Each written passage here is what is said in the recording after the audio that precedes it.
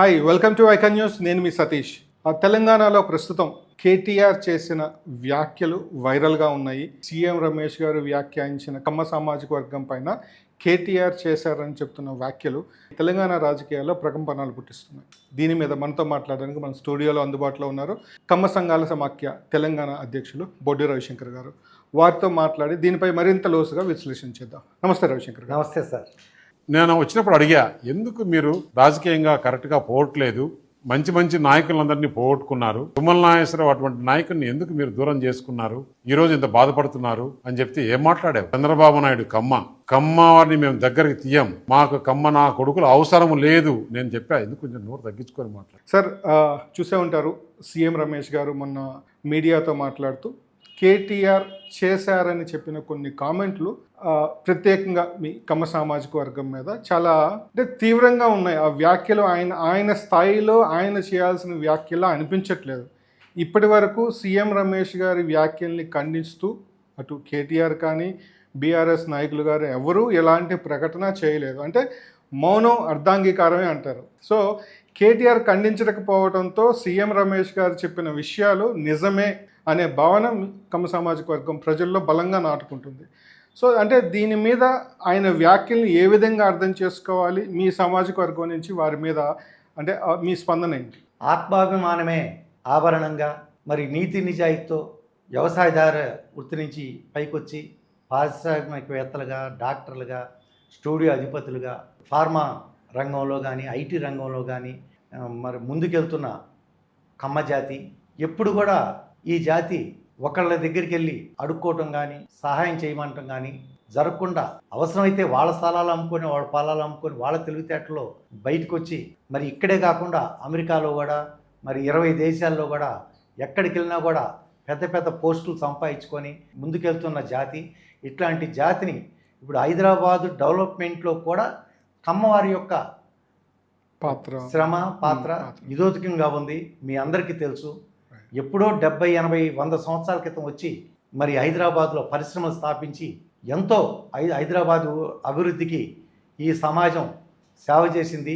ఇప్పటికీ కూడా కాంట్రాక్టర్లుగా కానీ పారిశ్రామికవేత్తలు కానీ మొన్న ఈ మధ్య వచ్చిన కోవిడ్కి కూడా మరి అద్భుతమైన వ్యాక్సిన్ కనుగొని మానవాళిని అందరినీ రక్షించినటువంటి జాతిది. అట్లానే ఐటీ వస్తుంది అని తెలియగానే చంద్రబాబు నాయుడు గారు హైటెక్ సిటీని నిర్మించి ముందుగానే దోవ చూపించి ఇన్ని లక్షల మంది మన పిల్లలకి ఉపాధి కల్పించారు. మరి అట్లాంటి జాతిది. అట్లానే డాక్టర్లు సమాజంలో చాలా ఉపయోగం అని చెప్పేసి అప్పట్లోనే తమ పిల్లల్ని డాక్టర్లుగా చేసి లక్షల మంది డాక్టర్లను తయారు చేసిన జాతిది. సమాజానికి హాస్పిటల్ ద్వారా కానీ ప్రముఖ వైద్యులుగా తయారై సమాజానికి సేవ చేస్తున్నారు. అలానే రాబోయే కాలంలో ఎన్నో ఉపయోగాల గురించి కూడా ముందుగానే ఆలోచించి దానికి తగ్గట్టు ప్లాన్లు చేసే జాతిది.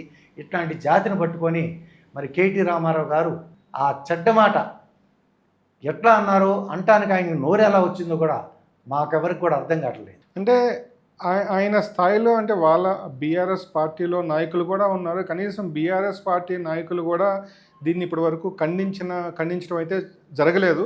అంటే మీరు ప్రెస్ క్లబ్లో మీరు మాట్లాడిన వీడియోలు చూసాము, అని ఇతరత్ర కొంతమంది సోషల్ మీడియాలో చేసిన వ్యాఖ్యలు చూస్తున్నాము.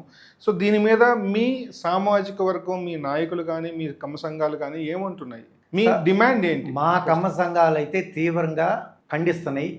టీఆర్ఎస్లో ఉన్న కమ్మ నాయకులు ఖండించరు. ఎందుకంటే వాళ్ళ రాజకీయం వాళ్ళకు ఉంటుంది. అందుకని మేము ఒకటే నిర్ణయం తీసుకున్నాం.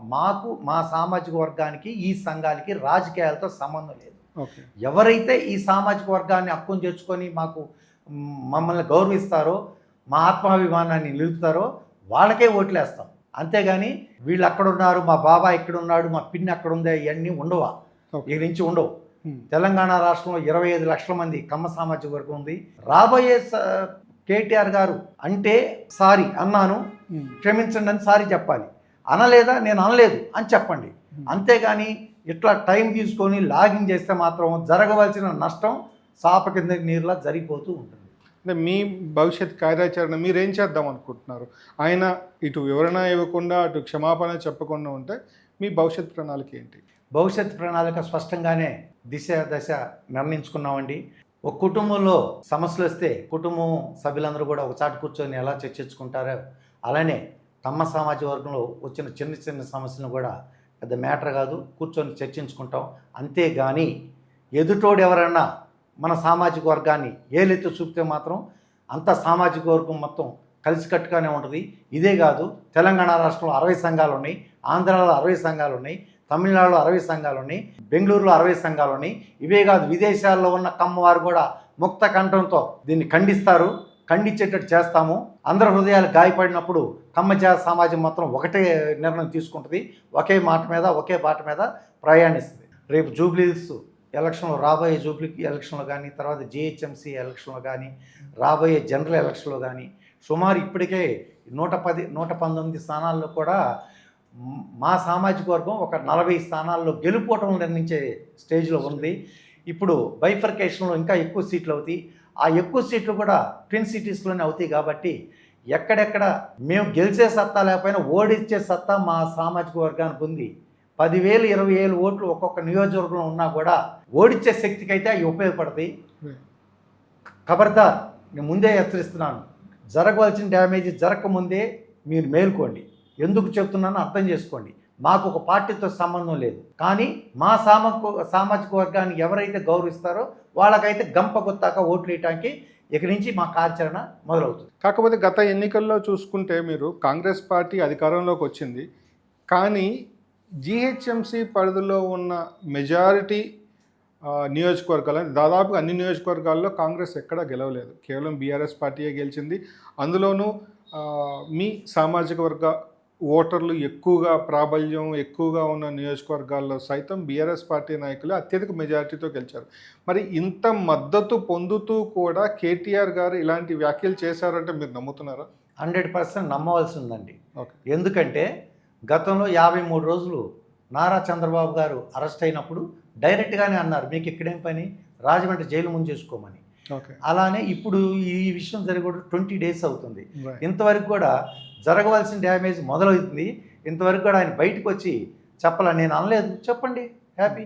ఇప్పుడు వారి తండ్రి గారు ఉన్నారండి, ఎంత తెలివిగా ఎట్లా ఉండేవాళ్ళు హక్కును చేర్చుకొని మరి డెవలప్మెంట్ ఆగకుండా, ఆయనకు తెలుసు తెలివిగలవాడు, ఎవరు ఉంటే ఈ రాష్ట్రం డెవలప్ అయింది, హైదరాబాద్ డెవలప్ అయింది, ఆయన తెలుసు తెలివిగలవాడు. కాబట్టి ఆయన నష్ట నివారణ చర్యలు త్వరగా తీసుకునేవాళ్ళు, అసలు ఈ మాటలు అనేవాళ్ళు కాదు ఆయన. సో అంటే మీ సామాజిక వర్గంలోనే ఐక్యత లేదు, మీ వాళ్ళే మిమ్మల్ని మీకు ఒకరికొకరు సపోర్ట్ చేసుకోరు, అందువల్లే అంటే ఏ రాజకీయ పార్టీకి అయినా సరే మీ సామాజిక వర్గమే మొట్టమొదటి టార్గెట్గా ఉంటుంది అన్న వ్యాఖ్యలు సోషల్ మీడియాలో వినిపిస్తున్నాయి. దీని మీద మీ అభిప్రాయం సార్? ఉంటుందండి, ఇది మీరు చెప్పింది నిజమే. ఒక ఇంట్లో 4 అన్నదమ్ములు ఉంటేనే ఒకరికొకరు పడదు. అట్లాంటిది మరి సామాజిక వర్గంలో ఒకే వరలో 2 కత్తులు ఉండవు. అట్లానే ఒక తెలుగుగల్లోని చూస్తే ఇంకో తెలుగుగల్లోడికి ఈర్ష్యా ద్వేషాలు ఉంటాయి. అన్ని సామాజిక వర్గాల్లో ఉన్నట్టు ఈ సామాజిక వర్గంలో కూడా కొన్ని చిన్నవి ఉన్నాయి. ఇంకా గ్రేట్, పెద్ద భేదాభిప్రాయాలు లేవు, చిన్నవి ఉన్నాయి, అవి సమసిపోతాయండి. అది పెద్ద మ్యాటర్ కాదు, అది కుటుంబ కలహాల్లాగా అంటారు. కుటుంబ కలహాల్లాగా. ఓకే. సో అంటే అవసరం వచ్చినప్పుడు అందరూ కలిసి పోరాటం చేస్తాం అంటారు. బరాబర్ చేస్తామండి, చెప్తున్నా కదా. అవసరం వచ్చినప్పుడు, ఇంతకుముందు సమాచార వ్యవస్థ లేదు, పబ్లిక్ లేదు, ఇప్పుడు వచ్చింది. ఒక్క చిన్న బయటతో మొత్తం సమాజాన్ని కదిలించే శక్తి వచ్చేసింది. కాబట్టి మేము జనాల చేరుగా వెళ్తానికి చాలా ఈజీగా వెళ్ళగలం. కేటీ రామారావు గారు త్వరగా స్పందించి ఏమైనా చేస్తే చేయమని మేము ఆయన బతినాడాల్సిన మాకు లేదు, మేము చేయవలసింది మేము చేసుకుంటాం. సో మీ సామాజిక వర్గ ప్రజలకు కమ్మ సంఘాల సమాఖ్య తెలంగాణ రాష్ట్ర అధ్యక్షుడిగా మీరిచ్చే సందేశం ఏంటి ఈ విషయం మీద? ఈ విషయంలో సమస్త కమ్మ సామాజిక వర్గానికి తెలియజేసేది ఒకటే, మనందరూ ఒకే మాట ఒకే బాట మీద వెళ్దాం. అప్పుడే కోరికల సాధించుకోవడానికి అవకాశం ఉంటుంది. ఒక రాష్ట్ర సంఘం పిలిపించిందంటే ఎవరైనా ఒకే మాట ఒకే బాట మీద వెళ్తే రాబోయే కాలంలో మనకు చాలా మంచి జరుగుతుంది. ఈ విషయాన్ని మీ అందరూ కూడా తెలియజేస్తున్నాను. Thank you so much sir. చూశారు కదా, కేటీఆర్ చేసిన వ్యాఖ్యలు అసంబద్ధమని, ఆయన ఎంత త్వరగా ఆ వ్యాఖ్యల్ని తాను చేయలేదని కానీ లేదంటే ఖండించినట్టు కానీ ప్రకటన ఇవ్వకపోతే ఆయన చేసింది నిజమేననుకోవాల్సి వస్తుంది.